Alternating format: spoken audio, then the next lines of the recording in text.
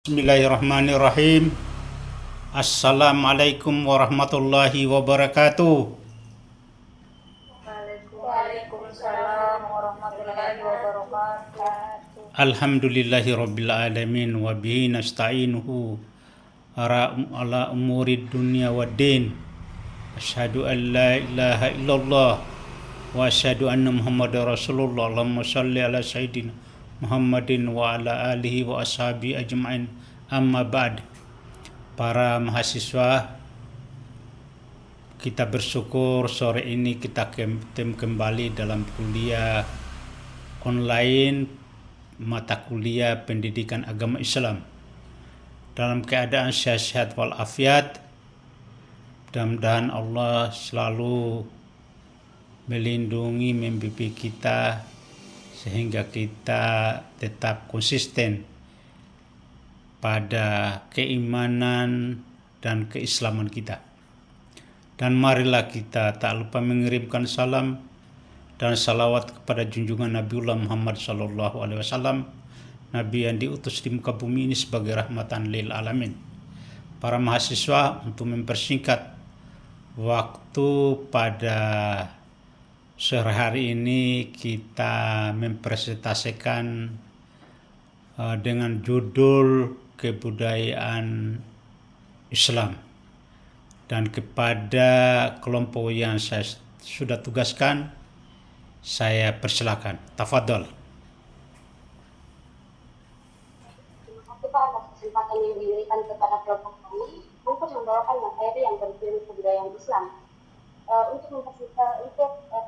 Sebelum membawakan materi ini, izinkan saya memperkenalkan diri. Perkenalkan, nama saya Andi Aulian Nurul selaku moderator pada sore hari ini. Dan ada rekan saya Bia Fadila. Untuk mempersingkat waktu, langsung saja ke materi pertama, yaitu konsep pengertian kebudayaan dalam Islam.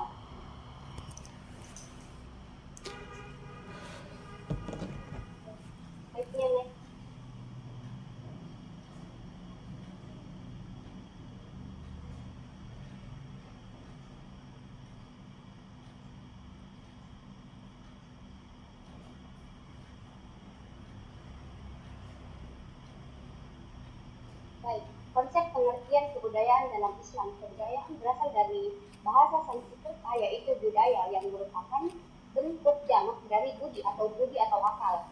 Budi maksudnya arti akal, kelakuan, dan norma. Sedangkan budaya berarti hasil cipta karya manusia.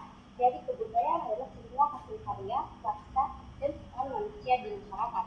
Sedangkan pengertian Islam berasal dari bahasa Arab, yaitu aslama yuslimu islaman, yang artinya selamat.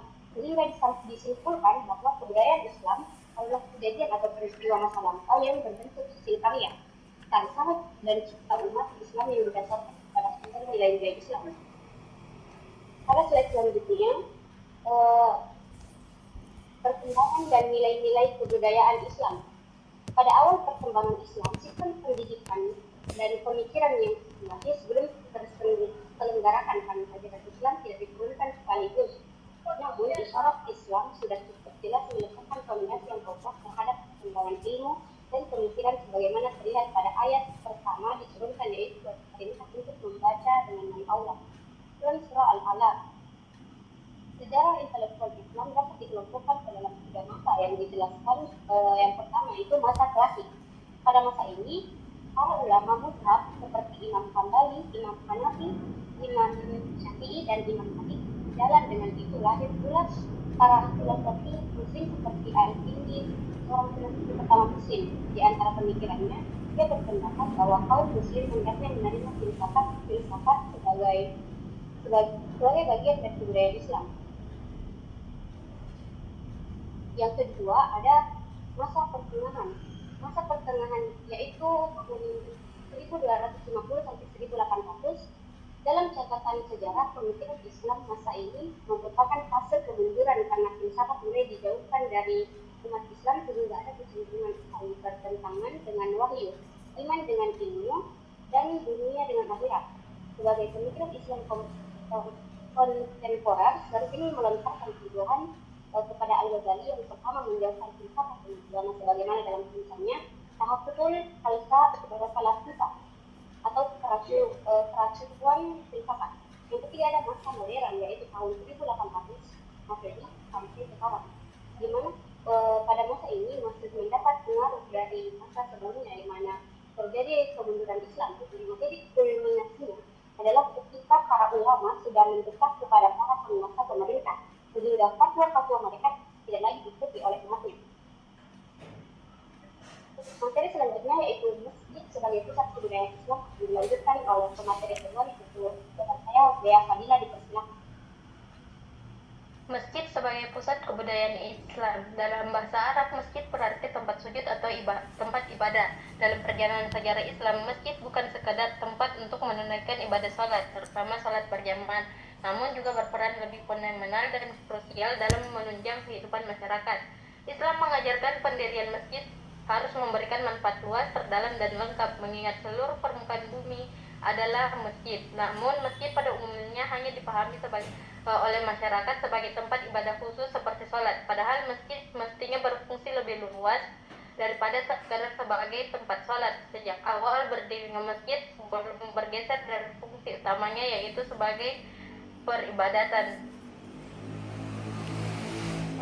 Alam sejarah perkembangan Islam, masjid memiliki fungsi yang sangat vital dan dominan bagi kaum muslimin. Di antaranya, pertama, masjid pada umumnya dipahami masyarakat sebagai tempat ibadah khusus seperti sholat. Kedua, sebagai prasasti atas berdirinya masyarakat muslim.